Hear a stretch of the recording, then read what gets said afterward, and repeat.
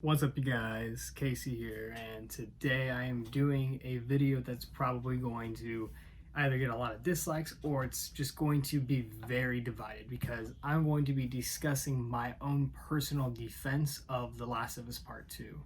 I completed it just a few days ago, but I wanted to give myself time to let the story marinate and just everything sink in because a lot happens, and that's the reason why this game is getting slammed with negative reviews and criticisms, mainly from the fan base. Review outlets themselves are actually praising the game highly, which is where I fit into that camp. I'm not a review outlet, but my own personal opinion sides in that. But when it comes to the fans of the first game, they are being extremely harsh with this game and saying that it has ruined the franchise or the series. This game, however, in my opinion, from a technical standpoint and a storytelling perspective, is incredible. And I completely and wholeheartedly disagree with anyone's criticisms of the story in terms of it ruining characters and what it does to, well, spoiler alert, from here on out we're delving completely into spoilers. So if you have not played the game yet, do not watch this. You need to play this game and try to go into the game with a perspective that you don't know anything, because that's personally what I did. I avoided any spoilers. I didn't know anything about, well, okay, we're delving into spoilers now. So I didn't know anything about Joel dying or Abby being a playable character or her even being in the game, what the story was even about. I avoided everything. So when I play this game, I go completely blind. And that's how I like to go into games. I don't like to see a lot of press release or any of that. So for me, that's what I got out of it. I found the story incredible, completely unique. It had messages and a theme that needed to be said and translated. It was Naughty Dog outdid themselves. And for me, this game is even better than the first one. And I know that is an unpopular opinion right now, but I'm going to share my defense of the game because I feel like, especially for the developers themselves, they did not fuck this up. They did great. Now, of course, going into this, if you disagree with me, I would love to see your disagreements listed in the comments. I don't want to see hate or anything of the sorts because, again, this is just a video game and we can agree to disagree. That's completely fine. But to hate on each other, call each other names, or anything of the sorts, there's no need for that.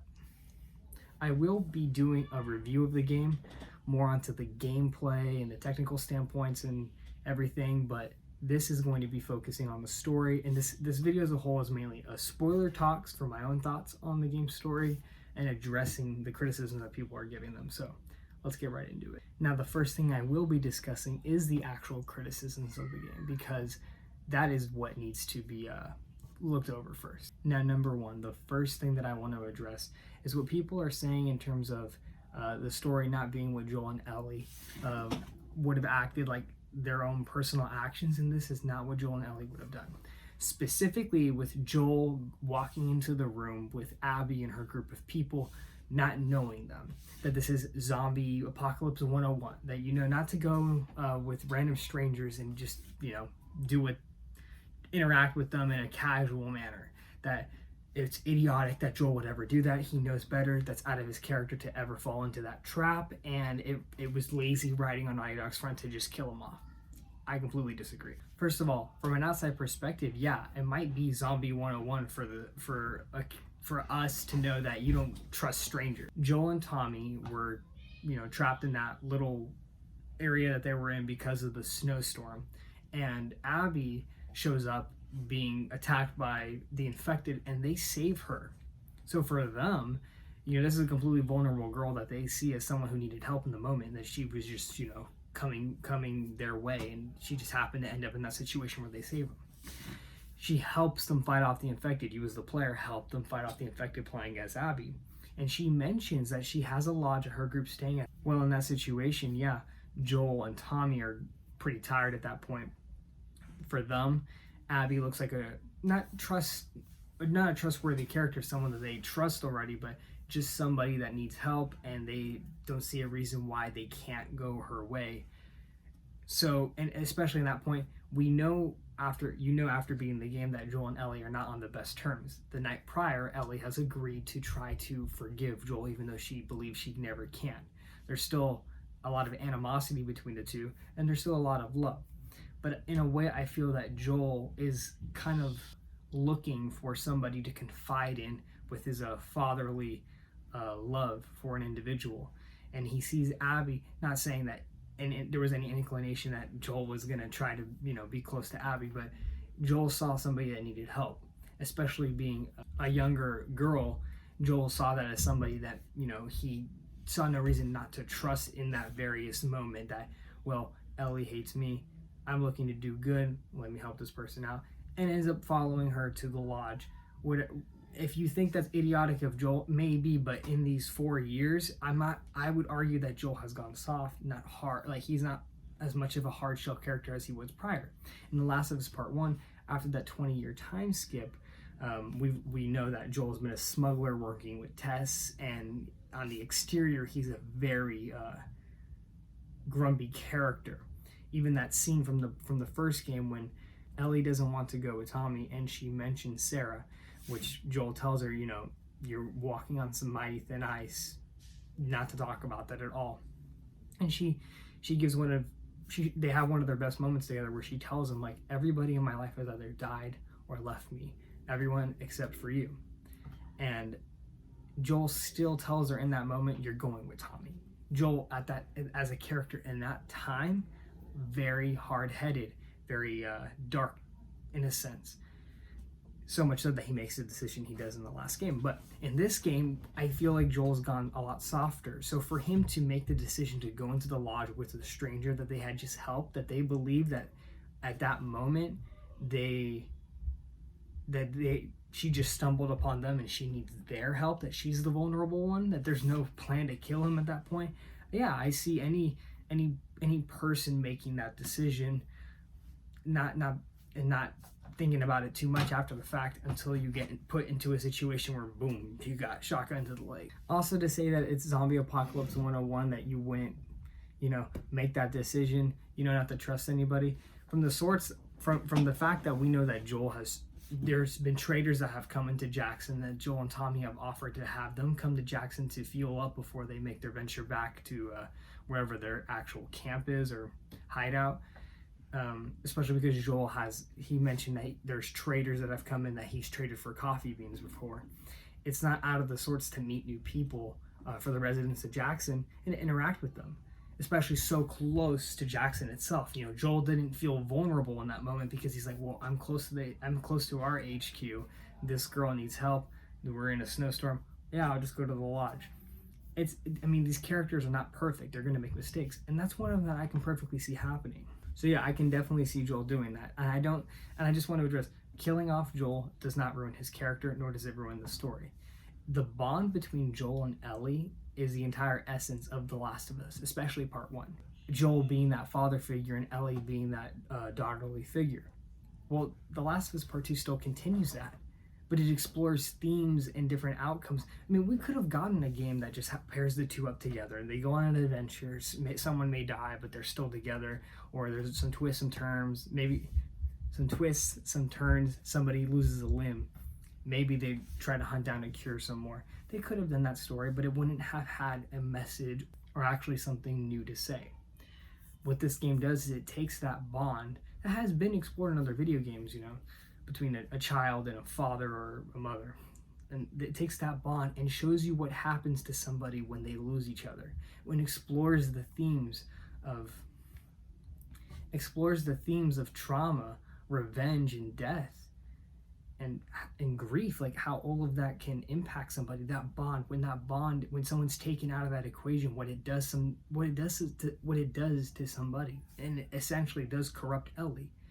And it's powerful to watch that because you love these characters. And I think that's why so many people have so many gripes with this game's stories, because you love these characters. So to see them go through this awful, traumatic stuff, it pisses you off. You want to see them happy. You don't want to see Joel kill off 2 hours into the game. And you don't want to see Ellie turn into, not a villain, but just not a good person by the acts that she commits. But that is the world that is created from this. And it happens in real life too. If somebody you're close to dies, you're not going to be a perfect person afterwards. And in many stretches of the imagination, it can break you. It can, you lose somebody that close to you, and that's mainly what the song that Joel plays at the beginning of the game, and why it's a reoccurring motif throughout the story, because the opening line is addressing, if I ever lose you, then I don't know what I do. I lose myself. That's not Joel telling Ellie that. It's foreshadowing that Ellie is going to receive that feeling. She doesn't know what she will do without Joel, and she explores that. She commits some horrible things. Another criticism of the story is that, Ellie was never this selfish or brutal in the first game. How does she turn into that by the second game? And what I have to say to that is, 4 years have gone by. Ellie learned the truth of what Joel did. Not to mention that, again, to reiterate on the first point I made, if you lose somebody that close to you, that bond that we created in the first game, if you take Joel out of the equation, then of course she's going to react that way. And she's going to have this blind fury, rage that she needs to do something with. And she's not a perfect character, and she doesn't make the best decisions, nor does she make the right decisions, but it's what she does because that's what any human being would do. And that's what this game is showing us. It's a character analysis of what someone does when they're going through both psychological and physical trauma. And the main criticism is a lot of people wanted a happy ending. The world of The Last of Us in a lot of aspects, just a post-apocalyptic story in the world.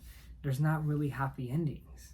And the reason, and this point was pointed out by Kind of Funny, Greg Miller and Tim Geddes, and their spoiler-filled review. They were talking about how Neil Druckmann had addressed why they called this The Last of Us Part 2, and not The Last of Us 2, because it's literally Part 1, Part 2. It's one cohesive story, and this is the conclusion. Not conclusion. This Part 2 is the second chapter, basically. And it's not a full-blown sequel in the sense that it's like completely redoing itself in terms of characters and story and themes. This is continuing the first game. A lot of people are also going to try to say that this game could have told a story that didn't involve Ellie turning into this type of character, or Joel dying so early on. It could have explored different things that could have been just as powerful, maybe if not more powerful.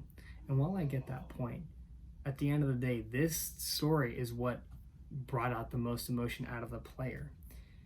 And I think it was a story that allowed for the most unique storytelling to take place, because you feel so uncomfortable committing these acts.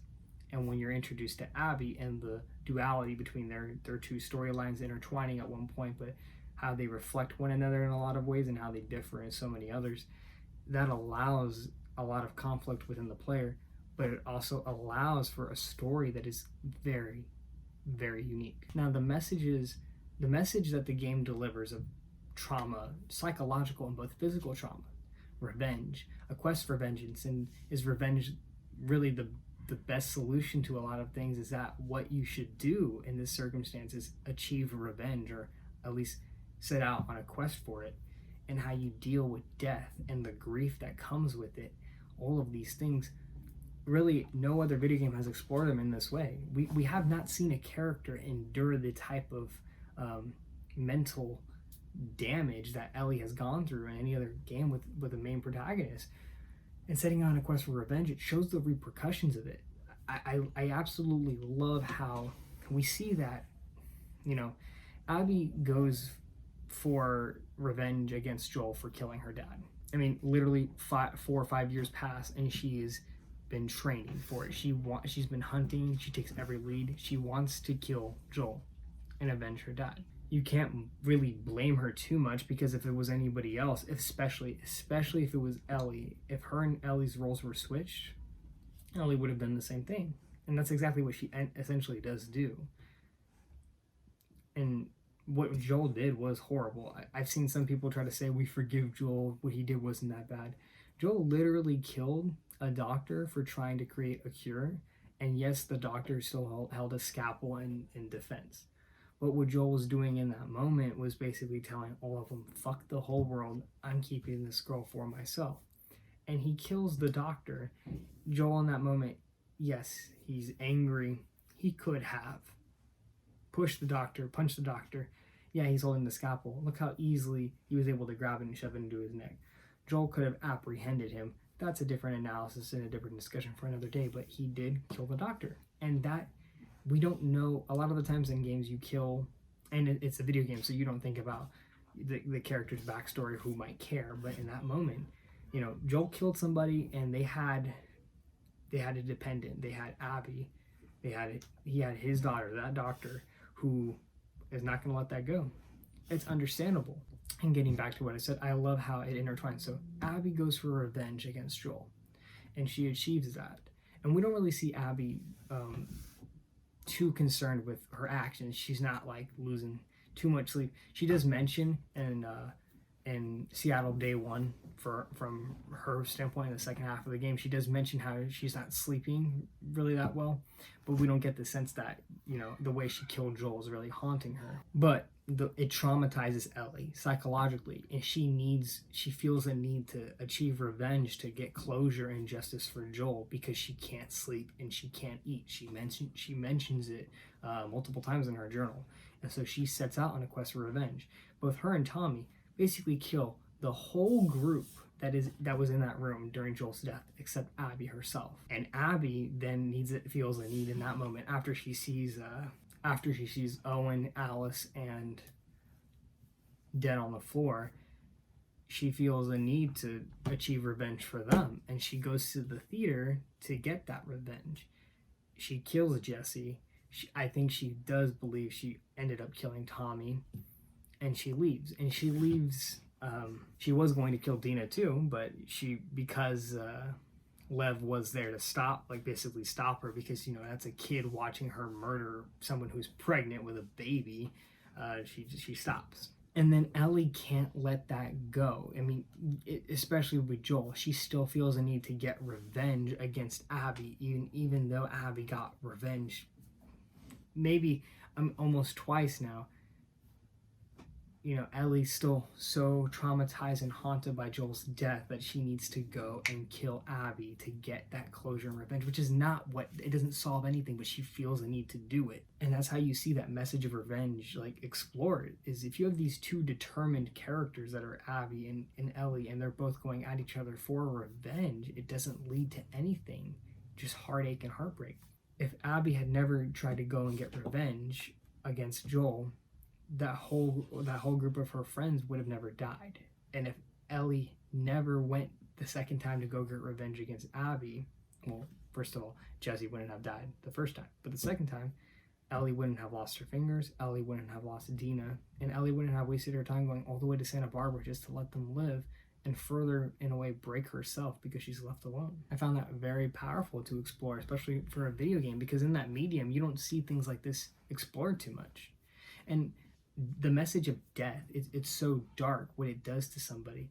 Because if Joel and Ellie's roles were switched and Joel had lost Ellie, anybody, you best believe Joel would set out on this quest for vengeance, but he would have been even more broken, because as a father figure, you're not supposed to watch your kids die before you. If Joel saw Ellie die, especially for something he did, even if he did get revenge, would never forgive himself, and I definitely see him committing suicide. Because we've seen it hinted that he had struggled with suicidal thoughts when Sarah died in the first game, when Ellie mentions he should have just killed himself for whatever character they were talking about, and Joel literally says it's not as easy as you think. It's very heartbreaking to see what happens to Joel because of that, but that darkness and that response to his death from Ellie is completely realistic, and within that character, she would do anything to avenge Joel, and she's broken inside. Ellie settled down with Dina. They got their house, they got their dream, they even have a baby. They're raising Jesse's baby, which is a character that's close to both of them, so they're both happy to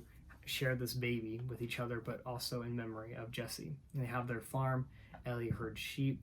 You know, it's all beautiful.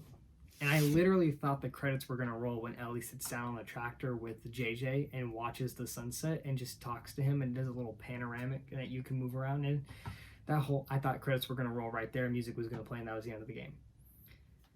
And then it continued. And then I thought, oh, this is a nightmare. This is a dream for Ellie. There's no way that this is real. That she's literally living in this. Because it was pretty cut. As soon as Ellie gets her ass beat by Abby, it cuts, and then boom, 9 months later, and they're here. So at first I thought the game was going to end, and then I thought, oh, this is going to be a whole like dream sequence that Ellie wakes up from after getting beat up so badly, but it wasn't. And basically Ellie, after Tommy has that interaction with Ellie, feels, and we also see Ellie still suffering from PTSD as a result of Joel's death, feels a need to hunt down Abby still, even though she's risking losing Dina, what she does lose. Dina tells her, like, if you do this, I'm not gonna wait for you. But Ellie still does it. Like, Ellie absolutely loves Dina. She loves her life. She loves everything that she has in that moment, and she's willing to throw it all away just to get revenge, because she thinks that's what she needs. She thinks that's what's going to bring her closure, and it absolutely isn't, but she can't help but think it is because she feels helpless. She keeps suffering from nightmares. She doesn't feel like she can live at ease because Joel is gone and nobody has been able to close that chapter in her life for her, even so much time has passed in those months coming. So as a result, she goes all the way out to Santa Barbara, and we see, we play as Abby, and we see that she was able to contact the Fireflies and find them in Santa Barbara, but then she's captured by this group that basically enslave people and use them as or assume they use them as labor for whatever they need. And Abby is tried to escaping, so her and Lev are both put onto the pillars or whatever they call them out in the beach to just hang there and die. Ellie, we see Ellie does get captured, but she escapes and she finds and tracks them down, and Abby is like a fraction of the person she was prior. She's been there for like 2-3 months, which is horrifying to just think that she was there for that long. But her hair is like, from what it was, that long ass braided ponytail, her hair is like completely cut, like it's like short and super dark. Her skin's peeling, she's got scars everywhere, and she's a lot skinnier than how bulked up she usually was throughout the game. So she's just a broken character, and Ellie can easily leave her there to die. Like, she has suffered, and she can be tortured right there. Ellie could kill her right there, but instead Ellie cuts her down, lets her cut down Lev, walks into the boat, and then forces Abby to fight her. And Abby doesn't want to, but Ellie literally holds a knife to Lev and says, you made him a part of this, you're gonna fight me, and forces Abby to fight her. I mean, Ellie is so determined to get revenge, but she's willing to do it to a point where it's not going to be an easy death. She wants to earn it. She wants to feel like she can kill this girl with enough grit and with enough meaning. She doesn't just want to let her hang there by someone else's doing and just slit her throat or anything. She needs to earn it. That is how deeply disturbed Ellie is in that moment. And it's a fascinating character analysis in her own right, because in a lot of ways, a lot of people wouldn't take that. But Ellie's a different type of person. She's not just going to kill somebody that she really wants to, kill by someone else's doing in most ways. And you see throughout the fight, I mean, obviously, even though Abby is physically fit and stronger than Ellie, but she's still tired and beaten down and a lot thinner and presumably less strong than what she was prior, because she's been enslaved for so long. She's still able to keep up with Ellie, and Ellie, you as the player playing as Ellie have to use a knife just to traverse the fight, because if she didn't use a knife, she would without a doubt lose that. And then Abby basically bites. I mean, it gets to a point where they're fighting. It's so bad. Like you as the player are slicing and slicing and slicing, and you're slicing Abby, and you hear their cries and their little screams, and it's just like awful, because you may not sympathize with Abby at this point of the game, but both of them, you're just like, oh my god, I don't want to watch these two literally do this to each other anymore. And then Ellie is able to get the upper hand and tries to drown Abby in the water, and Abby keeps putting her head back up, and she bites off 2 of Ellie's fingers. And in that moment, I'm like, oh my god, did she just bite her fingers? I couldn't tell. I'm like, oh, I guess not. Ellie's not really responding to it in that moment, but Ellie is holding down Abby's face into the water. You see Abby struggling to get heir. She's going to die. Ellie has her in her hands, and she's earned this death. Like, she's earned this kill. She's like, I got it. I fought you. I beat you. I tracked you down. This is gonna be it. This is my revenge. This is justice. She's holding it all in her hands, literally in the palm of her hands, like her idea of closure.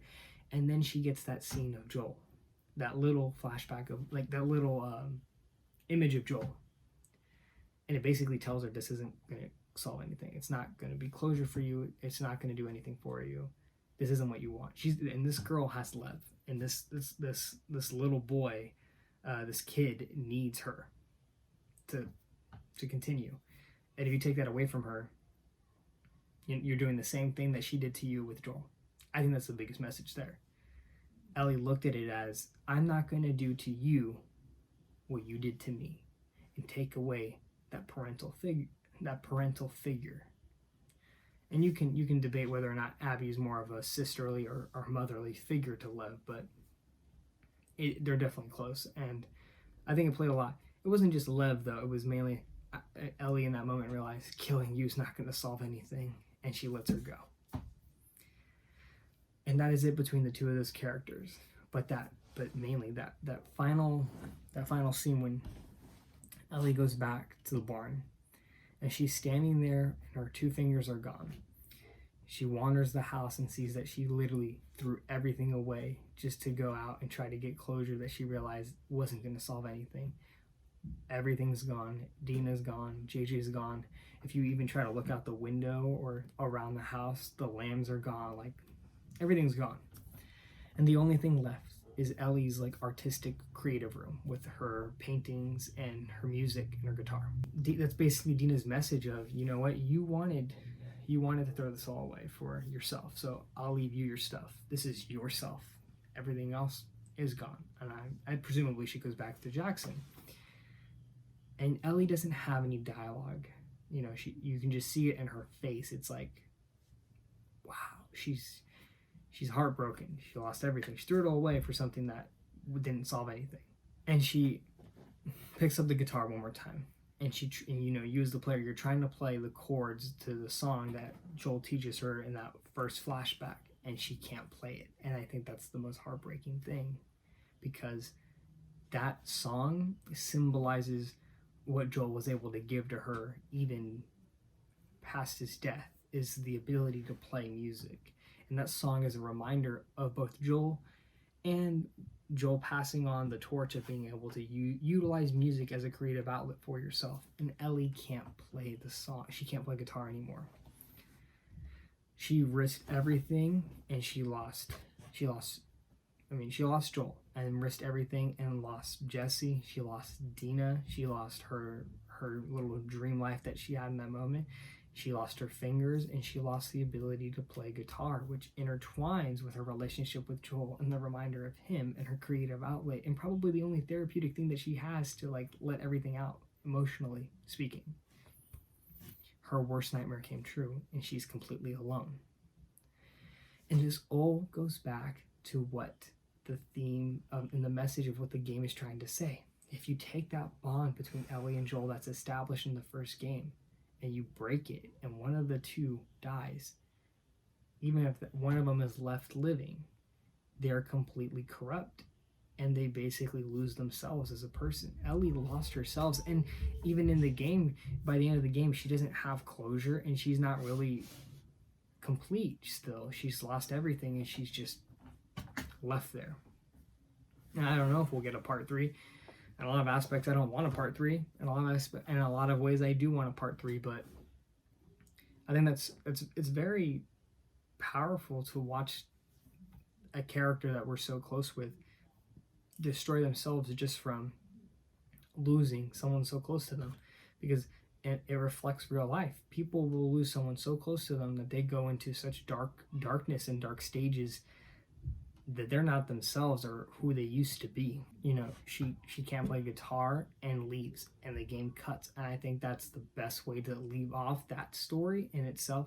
Maybe not Ellie's story as a whole, but just part 2, ending it there. It shows right there, like, Abby didn't get you closure, and you lost everything as a result. Now, there's a lot I want to talk about. There's a lot here I want to talk about. I'm gonna talk about Abby because I wanna defend her just a little bit. A lot of people are saying that this game tries its best to make you empathize or sympathize with her, and you just won't because you're so connected with Joel. I don't think the game, however, was really trying to nail down like getting you to sympathize and empathize with her. It was trying to show you how characters respond to actions that a protagonist may do, reasonably so. An action that Joel made has repercussions, and Ellie wanting to kill Joel honestly is not out of the question. If it was Ellie, if Ellie was in Abby's shoes, she would have done the same thing. And it was mainly demonstrating the lengths that someone is going to go to achieve vengeance or closure or justice. I mean, Abby wasn't just trying to get justice. I mean, Abby wasn't just trying to get vengeance. She was trying to make sure her dad's name didn't die in vain and achieve justice. And she felt that killing Joel would have done that. Torturing him the way she did, I mean, in that world, Ellie probably would have done the same thing. But, I mean, that's the type of character Abby is. And I actually ended up liking Abby a lot. I think her relationship with Lev is a reflection of her own moral compass and how she's dealing with how she killed Joel, because she knows the way she killed Joel is vile in a sense, but she doesn't, show too much regret about it or anything. Not in the same way that Ellie was traumatized with the way she tortured and killed Nora or killed Mel. But you see that Abby has that nightmare after she leaves Lev and Yara in that little trailer. She has that nightmare after sleeping with Owen where they're hanging. Here's the hallway of the hospital. She walks through it and then they're hanging. And then she feels a guilt that she needs to make sure and follow through and help him.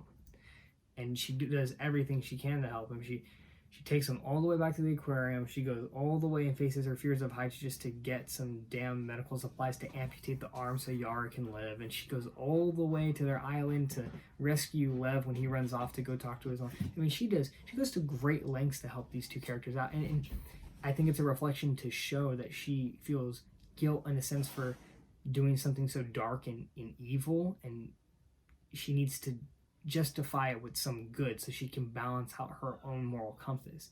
I think that's fascinating to explore that through her. And while she does do it, the sins that she commits have repercussions that get her whole friend group killed. And I'm sure if she could go back and stop herself from killing Joel, knowing that it would kill the rest of her friends, she would. Well, then again, she'd probably just kill Ellie, and make sure she kills Tommy. But it's again, different timelines could have emerged from that. Some people are trying to get on Abby about her physique. I completely like I think it's dope that she's so fucking strong. People are trying to question how she can have so much bulk, muscle mass in a post-apocalyptic world like this. I think some people are built differently, and if she's purely training to hit that goal and she's lifting weights and she's eating, even in this type of world, she's part of a military-esque group, she can achieve that. I mean, I don't see a problem with that. Her character has flaws to it, same as Ellie. That's just how you respond to it. Obviously, we hate her at the beginning, the way she kills Joel. I was completely traumatized, like watching. I'm like, no, please, I'm gonna kill this fucking bitch. And you, as the player, like Ellie, go into Seattle with a blind fury for revenge, because we have that same thing. And up until the point where you play as Abby, you're completely with it. You're like, let's kill this fucker. But after that, when you play as Abby and you see oh, okay, she killed her because Joel literally killed her dad, took away the only person that probably could have made a cure. But she has friends. She's fighting for a cause, questionable, but she's not just a boring character or uninteresting. She has levels to her that you can pick apart, same as Ellie. And in a different world, Ellie and Abby probably would have been good friends. But I love, in a gameplay aspect, I just love the switcheroo that they pull on you when you go from playing as Ellie from day 1, 2, and 3, and then you play as Abby in that same point of view. It added a lot to why these characters have their motivations. And I also want to touch mainly on specifically when Ellie kills Mel, Mel being pregnant represented and symbolized life, personal life, a personal life where you have a family. It symbolizes personal life, family, children, and love. And it grounded Ellie in a sense, because up until that point, she's killing all these people in the name of Joel to achieve revenge, because for her, these are all evil people. But what she forgets is that these people have a life.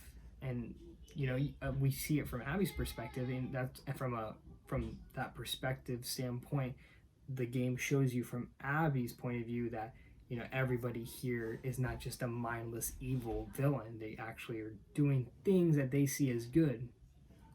And for Ellie, she doesn't see that up until when she does kill Mel. She's like, oh my god, these two were together, they were gonna have a baby, and they were probably gonna have a life. I just took that away. I prevented a baby from being born. Yeah, it has a lot to do with the baby, but also what it symbolized, another powerful moment in the game. In this type of world, there's no hero. Ellie's not a good person, nor is Abby, but their actions and what happens to them leads them to do things that I can't say nobody else would do, because that type of world doesn't happen. But under those circumstances, you don't know how somebody's going to react. Again, I want to touch upon these key moments because people are saying that the story it ruins the franchise, or ruins part one. It tears apart the relationship. Ellie and Joel do things that they wouldn't have done. I mean, this is not true in any stretch of the imagination. The game takes its time. It has purpose for making the decisions for everything it does. And just a message to Naughty Dog and Neil Druckmann and everyone at that team. You guys did an outstanding job, and you created a story that I'm never going to forget. This is a game, one of the best games I've ever played, and I'm glad you made every decision you made with it, because it does something that no other game has done. It takes risks, and it delivers on them. For people who disagree with the choices they made and feel like it ruined the story of The Last of Us and the world, I think you should try to set aside your own personal feelings and anger for what happens with Joel and Ellie, and really look at it for what it was trying to say and what it was trying to do and what it was trying to show you. Not a lot of games do that, but The Last of Us Part 2 does. And that's why this game is so amazing. That was long-winded. It's going to be a long video. Thank you for watching. I know a lot of people aren't going to agree, but it's my own defense for The Last of Us Part 2. Look out for my review of the game, and I'll see you guys next time.